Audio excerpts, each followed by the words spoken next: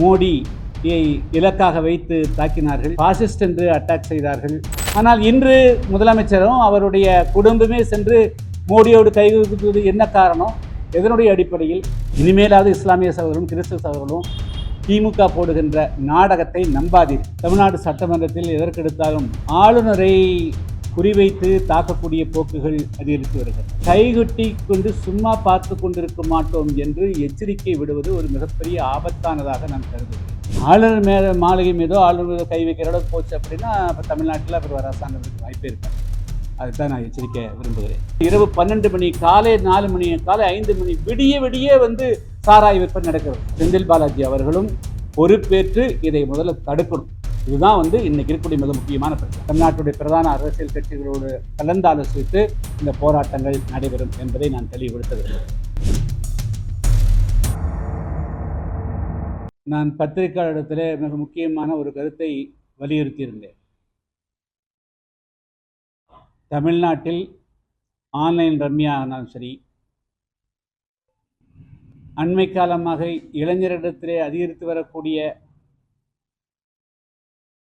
போதை பழக்கங்களானாலும், இப்பொழுது அதேபோல தமிழ்நாடெங்கும் அனைத்து கிராமங்கள் வரையிலும் பரவி கிடக்கக்கூடிய கஞ்சா பழக்க வழக்கமானாலும், இது எல்லாவற்றுக்குமே அடிப்படையாக விளங்கக்கூடியது டாஸ்மார்க் மூலமாக பட்டி தட்டியெல்லாம் கிடைக்கக்கூடிய அந்த மதுவின் காரணமாகத்தான் இது போன்ற அனைத்து விதமான சமூக கேடுகளும் நடைபெறுகின்றன. எனவே இதற்கெல்லாம் அடிப்படையாக இருக்கக்கூடிய டாஸ்மார்க் கடைகளை அறவே மூட வேண்டும் என்று நான் அதை வலியுறுத்தியிருந்தேன். இது ஒரு புதிய கோரிக்கை அல்ல. இந்த டாஸ்மார்க் கடைகளை நிரந்தரமாக மூட வேண்டும் என்பது புதிய தமிழகம் கட்சியினுடைய துவக்க காலத்திலிருந்தே நாங்கள் வலியுறுத்தி வரக்கூடியதாக. நான் அது குறித்து இன்னும் நிறைய விரிவாக இப்பொழுது பத்திரிகையாளர்கள் பேசுவதற்கு முன்பாக ஒரு சில கருத்துக்களை சொல்ல விரும்புகிறேன். ஒன்று, அண்மை காலமாக தமிழ்நாடு சட்டமன்றத்தில் எதற்கெடுத்தாலும் ஆளுநரை குறிவைத்து தாக்கக்கூடிய போக்குகள் அதிகரித்து வருகின்றன. ஆளுநர்கள் இந்திய ஜனாதிபதியால் நியமிக்கப்படக்கூடியவர். இந்திய அரசியல் சட்டம் வழங்கப்பட்ட உரிமையினுடைய அடிப்படையில் ஒவ்வொரு மாநில அரசுக்கும் அந்த அரசு கொண்டு வரக்கூடிய பல்வேறு திட்டங்களுக்கு செயலூக்கம் அளிக்கக்கூடியவர்கள் ஆளுநர்களே. எனவே அந்த ஆளுநர் அவர்கள் இல்லாமல் ஒரு மாநில அரசு என்று எண்ணி பார்க்க முடியாது. எல்லா காலகட்டங்களிலும் ஆளுநர்கள் ரப்பர் ஸ்டாம்புகளைப் போல மாநிலங்களில் எந்த சட்டவிரோதமான நிகழ்வுகள் நடந்தாலும் அதை அப்படியே ஏற்றுக்கொள்வார்கள். அதற்கு அங்கீகாரம் கிடைக்க வேண்டும் என்று எதிர்பார்ப்பதோ, அது சட்டமன்றத்தில் நீதிமன்றத்தினுடைய ஸ்க்ரூட்டி, நீதிமன்றத்தினுடைய பரிசீலனைக்கு ஆட்பட்டால் அவைகள் ரத்து செய்யப்படும் என்று நினைக்கின்ற பொழுது அது மாதிரி ஒரு சட்டத்தை இயற்றினால் அதற்கும் ஆதரவு அளிக்க வேண்டும் என்று எண்ணுவதோ, மத்திய அரசனுடைய சட்டங்களுக்கு முரணாக எதிராக ஒரு சட்டத்தை மாநில அரசு நிறைவேற்றி அதற்கும் ஆளுநர் ஒப்புதல் அளிக்க வேண்டும் நினைப்பதெல்லாம் முழுக்க அரசியல் சாசனத்தினுடைய அடிப்படை அம்சங்களை சிறிதும் கூட புரியாமல் இருக்கக்கூடியவர்கள் தான் அப்படி பேச முடியும். சில நேரங்களில் சில பகுதிகளில் ஆளுநர்கள் எதிர்பார்ப்புகளை மீறி காலம் தாழ்த்துகிறார்கள் என்பதெல்லாம் உண்மையாக இருந்தாலும் கூட, ஆனால் அவருடைய ஒவ்வொரு நடவடிக்கையும் கடுமையாக விமர்சிப்பது என்பதையும் தாண்டி இப்பொழுதெல்லாம் சட்டமன்றத்துக்குள்ளேயே ஒரு முதலமைச்சரே ஒரு ஆளுநரை இனிமேல் நாங்கள் கைகொட்டி கொண்டு சும்மா பார்த்து கொண்டிருக்க மாட்டோம் என்று எச்சரிக்கை விடுவது ஒரு மிகப்பெரிய ஆபத்தானதாக நான் கருதுகிறேன். சட்டமன்றத்திலே பேசலாம். நீங்கள் விதியை தளர்த்தி பேசியதே அதே தவறு. அதற்கு பிறகு நீங்கள் ஆளுநரை விமர்சிக்கிறீர்கள். நாங்கள் இனிமேல் கைகட்டி பார்த்து கொண்டிருக்க மாட்டோம் என்று சொன்னால் என்ன பொருளாகும்? ஒரு முதல்வர் அவர்கள் சட்டமன்றத்தில் ஆளுநரை இதுபோல விமர்சித்தால் இது வன்முறைக்கு வித்திடாதா? தமிழ்நாட்டில் சட்டம் ஒழுங்கு சீர்குலையாதா? ஏன் இந்த அளவுக்கு தமிழ்நாட்டு மக்கள் சட்டமன்ற உறுப்பினரை தேர்ந்தெடுத்தது, ஒரு அரசை தேர்ந்தெடுத்தது ஆளுநர்களோடு மோதுவதற்கு அல்ல. ஆளுநரும் தமிழ்நாடு சட்டமன்றத்தினுடைய ஒரு அங்கம், தமிழ்நாடு ஆட்சியினுடைய ஒரு அங்கம். எனவே ஒரு சட்டத்தை, அதனுடைய அவசியத்தை விளக்கி அதை கொண்டு வருவதற்கு மாறாக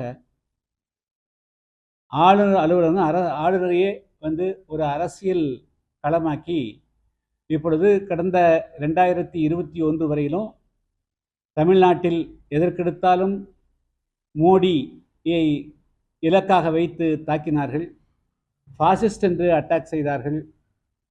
இப்பொழுது அதெல்லாம் அந்த கோஷமெல்லாம் எங்கே போயிட்டுன்னு தெரியல. மோடி வந்த போதெல்லாம் கருப்பு பலூன்கள் பறந்தது, கருப்பு கொடைகள் பறந்தது,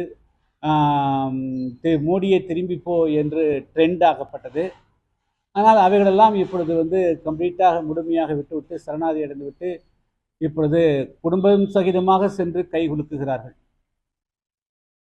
இப்பொழுதெல்லாம் இஸ்லாமிய சகோதரர்களும் கிறிஸ்தவ சகோதரர்களும் இவர்களெல்லாம் சங்கிகளோடு கை குலுக்கிறார்களே என்று அவர்கள் கேள்வி கேட்க மாட்டார்களா? ஏன் கேள்வி கேட்க மறுக்கிறார்கள் என்பதுதான் என்னுடைய தாழ்மையான கேள்வி. நாங்களெல்லாம் ஒரு சமுதாயத்தினுடைய ஒரு விடுதலைக்காக ஒரு சமுதாயத்தை குறைத்து பேசுகிறார்கள், அதே தாழ்த்தி பேசுவதற்கும் இந்த சமுதாயத்தை பொது வழியிலே குறைத்து பேசுவதற்கும் வழிவகுத்து விடுகிறது. எனவே ஒரு பெயரை மாற்ற வேண்டும் என்று மத்திய அரசினுடைய கோரிக்கை வைத்ததற்காகவே எங்களை எல்லாம் சங்கிகள் என்று முத்திரை குத்தினார்கள். நாங்கள் பேசுவதற்கெல்லாம் ஒரு காரணம் கற்பித்தார். ஆனால் இன்று முதலமைச்சரும் அவருடைய குடும்பமே சென்று மோடியோடு கைகுலுக்குவது என்ன காரணம்? எதனுடைய அடிப்படையில்? அவர்கள் சங்கிகளாகவே நிரந்தரமாக ஆகிவிட்டார்களா என்பதை இஸ்லாமிய சகோதரர்கள் முதலில் நீங்கள்லாம் விளக்கம் கொடுக்கணும். இது அவர்கள் அப்படி இருந்தால் தேர்தல் வரையிலும் வாக்குகள் வாங்குவதற்காக அவர்கள் ஆடியதெல்லாம் நாடகம் தானா? இதையே நீங்கள் நம்புகிறீர்களா? இனிமேலும் நீங்கள் அவர்களை நம்ப போகிறீர்களா என்பது தான் என்னுடைய மிக முக்கியமான கேள்வி. இனிமேலாவது இஸ்லாமிய சகோதரர்களும் கிறிஸ்தவ சகோதரர்களும் திமுக போடுகின்ற நாடகத்தை நம்பாதீர்கள். அவர்களுடைய மதச்சார்மை என்பதை ஏமாற்று வேலை, அவர்கள் போலி என்பதை நீங்கள் இனிமேலாவது புரிந்து கொள்ளுங்கிறது தான்.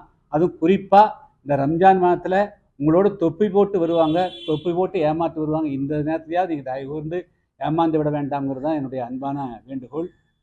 எனவே யார் உண்மையான நண்பர்கள், யார் உங்களோடு இருக்கக்கூடியவர்கள் என்பதை நீங்கள் இஸ்லாமிய சகோதரர்கள், கிறிஸ்தவ சகோதரர்கள், அதே போல் முற்போக்கு சிந்தனை இருக்கக்கூடியவர்கள் எல்லாரும் பகுத்தறிவு சிந்தனைக்கூடியவர்களாக நீங்கள் கருதுங்கிறது என்னுடைய மிக முக்கியமான வேண்டுகோள். மிக முக்கியமாக இந்த ஆளுநர் மிரட்டுறதெல்லாம் விட்டுறணும். திமுக அதெல்லாம் கடந்த காலம் வச்சுக்கணும்.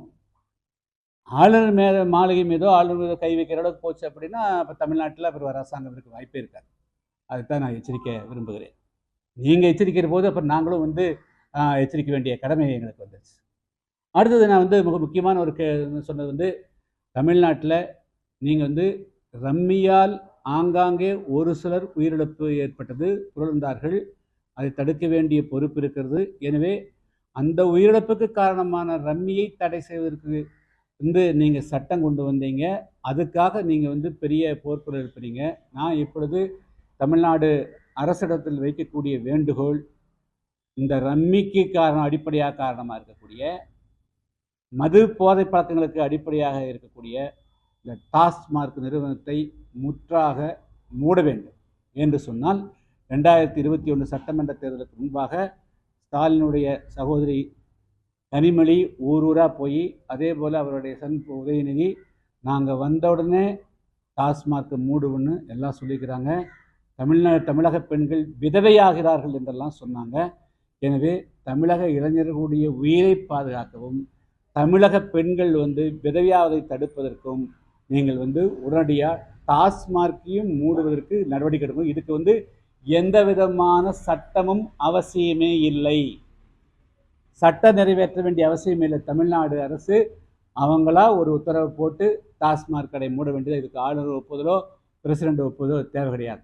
எனவே தமிழ்நாட்டினுடைய நீண்ட பாரம்பரியமிக்க கலாச்சாரத்தை, பண்பாட்டை, தமிழக மக்களுடைய எல்லா விதமான வளர்ச்சியையும் கெடுக்கக்கூடிய இந்த மதுவை முற்றாக ஒழித்தாக வேண்டும் என்றால் டாஸ்மார்க்கை மூட வேண்டும். எனவே அதற்கு முன்னோடியாக புதிய தமிழகம் கட்சியின் சார்பாக 3 கட்ட போராட்டத்தை நான் முன் வச்சுக்கிறேன். ஒன்று, அதாவது தமிழ்நாட்டில் இப்பொழுது டாஸ்மார்கள் கடையில் விற்கப்படுது ஒன்று. ரெண்டாவது பார்கள். அந்த பாருங்கிறதுல ஒப்புக்காக அரசு அனுமதித்த பார்கள் ஒன்று. அவைகள் ஒரு குறிப்பிட்டது. ஆனால் எந்த விதமான அனுமதியும் இல்லாமல் சட்டவிரோதமாக பல்லாயிரக்கணக்கான பார்கள் நடைபெறுகின்றன. அதில் வரக்கூடிய வருமானங்கள் முழுக்க கரூரிலிருந்து வரக்கூடியவர்களே அந்த வருமானங்களை எல்லாம் எடுத்து செல்கிறார்கள் என்று தகவல் வருகின்றன. எனவே முதல்ல நேற்றைய தினம் கூட தமிழ்நாட்டினுடைய நிதியமைச்சர் பழனிவேல்ராஜன் அவர்கள் நாங்கள் ஆளுநர் மாளிகைக்கு 5 கோடி ரூபாய் கொடுத்தோம், அதுக்கு 3.5 கோடி ரூபாய்க்கு மட்டும் கணக்கு இருக்கிறது, 1.5 கோடி ரூபாய்க்கு கணக்கில்லை என்று சொல்லியிருக்கிறார். அன்பு சகோதரர் பழனிவேல்ராஜன் அவர்கள் நிதியமைச்சராக இருக்கக்கூடியவர். அவர் தமிழ்நாட்டினுடைய நிதி ஆதாரத்தை திரட்டக்கூடியவர். இப்பொழுது டாஸ்மார்க்கில் முதல்ல சட்டவிரோதமாக எத்தனை பார்கள் நடைபெற்றிருக்கின்றன, அதன் மூலமாக அரசனுடைய கஜானாவுக்கு வர வேண்டிய எத்தனை கோடி ரூபாய் சட்டவிரோதமாக போகிறது என்பதை உடனடியாக அவருடைய நிதித்துறையின் மூலமாக ஆய்வு செய்து தமிழ்நாட்டு மக்களுக்கு அவர் சொல்லணும். அதனால் முதல்ல 3 கட்டத்தில் முதற்கட்டமாக வரக்கூடிய ஏப்ரல், அதாவது ஒரு மாதம் மே மாதம் 15ஆம் தேதிக்குள்ள தமிழ்நாட்டிற்குரிய முதல்ல சட்டவிரோதமான அனைத்து பார்களையும் அந்த கலால் வரித்துறைக்கு பொறுப்பேற்றக்கூடிய அன்பு சகோதரர் செந்தில் பாலாஜி அவர்கள் உடனடியாக தன்னுடைய துறையின்கள் இயங்கக்கூடிய அந்த சட்டவிரோதமாக நடைபெறக்கூடிய அனைத்து பார்களையும் மூடணும். இல்லை என்றால் தமிழ்நாட்டில் ஆளுங்கட்சி அல்லாத தமிழ்நாட்டுக்குரிய அனைத்து அரசியல் கட்சிகளுக்கும் கடிதம் எழுதி முதற்கட்டமாக சட்டவிரோதமாக நடைபெறக்கூடிய அனைத்து பார்களையும் நாங்களே மூடுவோம். இரண்டாவதாக சட்டபூர்வம் நடக்கக்கூடிய பார்களை மூடுவதற்கு ஜனநாயக ரீதியாக போராட்டம் நடைபெறும். மூன்றாவது டாஸ்மார்க் கடைகளையும் அதே போல சாராய ஆலைகளையும் தமிழகத்தில் மூடுவதற்கு உண்டான போராட்டம் நடைபெறும். இது எல்லாமே தமிழ்நாட்டினுடைய எதிர்க்கட்சி தலைவர் மற்றும் தமிழ்நாட்டுடைய பிரதான அரசியல் கட்சிகளோடு கலந்தாலோசித்து இந்த போராட்டங்கள் நடைபெறும் என்பதை நான் தெளிவுபடுத்த விரும்புகிறேன்.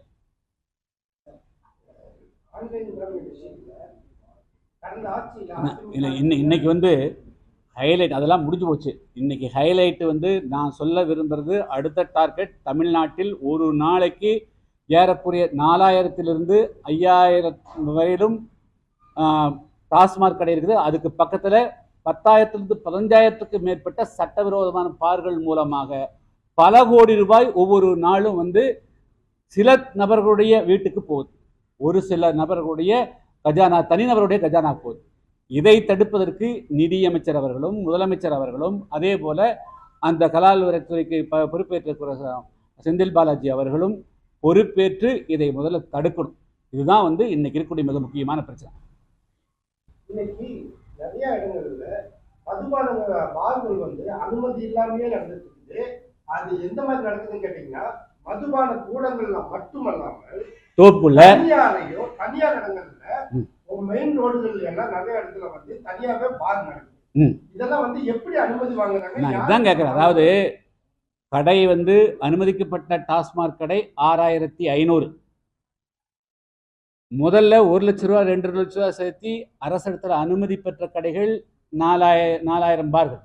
ஆனால் பல்லாயிரக்கணக்கான இடங்களில் அனுமதியே பெறாமல் எங்க பார்த்தாலும் ஒரு டாஸ்மார்க்கத்தில் 5-10 சட்டவிரோதமான பார்கள் நடைபெறுகின்றன.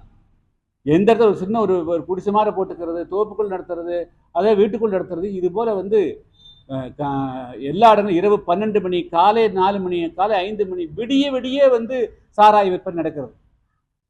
இவைகளெல்லாம் தான் தமிழக இளைஞர்களை உடைய வாழ்வை சீரழிக்கிறது, தமிழக பெண்களை விதவைகளாக்குறது. எனவே நீங்கள் ரம்மியை நீங்கள் தடை செய்கிறது உண்மையிலே ஆத்மார்த்தமாக இருந்திருந்தால் நீங்கள் டாஸ்மார்க்கையும் உடனடியாக மூடணும். முதற்கட்டமாக நீங்கள் சட்டவிரோதமான பார்கள் மூலமாக தமிழக மக்களுடைய கோடான கோடி ரூபாய் கொள்ளையடிக்கப்படுகிறது. அதுக்கு நிதியமைச்சர் பொறுப்பேற்று உடனடியாக சட்டத்திற்கு இன்னைக்கே ஆய்வு பண்ணுறதுக்கு அனுப்பணும். அதே போல் செந்தில் பாலாஜி அவர்கள் தன்னுடைய துறையின் கீழ் நடக்கக்கூடிய எந்தெந்த இடத்துல இருந்தால் உடனே தடை செய்யணும். அதே போல் அடுத்த கட்ட நடவடிக்கைகளுக்கு நீ போகும். டாஸ்மாக் கடைகளில் அதிகப்படியான விற்பனை நடைபெறக்கூடிய கடைகள் ஊழியர்களுக்கு தமிழக அரசே பரிசுகள் கொடுத்து ஊக்குவிக்கக்கூடிய சூழ்நிலையில் இருக்கு. அப்ப அதை எப்படி பாக்குறீங்க? இல்லை, இங்கே பாருங்க, நாங்கள் வந்து அடிமரத்தையே காலி பண்ண நினைக்கிறோம். நீங்கள் விழுதுகளுக்கும் எல்லைகளுக்கும் போயிட்டு இருக்கிறீங்க. இப்போ வந்து தமிழ்நாட்டில் சட்டவிரோதமாக பார்கள் நடைபெறுவது சட்டம் அதே சட்டவிரோதம். ரெண்டாவது, அதன் மூலமாக கிடைக்கக்கூடிய வருவாய் அரசுக்கு ஒரு பைசா கூட போகிறதில்ல. அது கஜாபுல சில தனிநபர்களுடைய கஜானாவை நிரப்புகிறது. அது ஒன்று ரெண்டு அல்ல, பல்லாயிரக்கணக்கான இடங்களில் இது வந்து விடிய நடக்கிறதுனால யாரும் இளைஞர்கள் வேலைக்கே போகிறதில்ல. வேலைக்கு போனாலும் கூட அந்த வருமானத்தை கொண்டு போய் வந்து பாரில் செலவிச்சிடுறாங்க. ஆனால் தமிழகத்துடைய ஒட்டுமொத்த வாழ்வாதாரம் பாதிக்கப்படுகிறது. எனவே ரொம்ப சீரியஸான பிரச்சனை. ஏன்னா தமிழ்நாடு வந்து எனக்கு பதில் சொல்ல வேண்டியது நிதியமைச்சர் பதில் சொல்லணும், நீங்கள் கேட்கணும். அதான் சார், இல்லை சட்ட